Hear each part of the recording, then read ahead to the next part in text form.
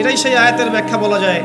আল্লাহ পাক বলেছেন কুল্লু নাফসিন যায়িকাতুল মাউত, প্রত্যেকটা নফস বা আত্মা মৃত্যুর স্বাদ গ্রহণ করবে। ফাইন্নামা তুওয়াফাউনা উজুরাকুম ইয়াওমাল কিয়ামাহ, কিয়ামতের মাঠে তোমাদের পূর্ণ প্রতিদান দেয়া হবে।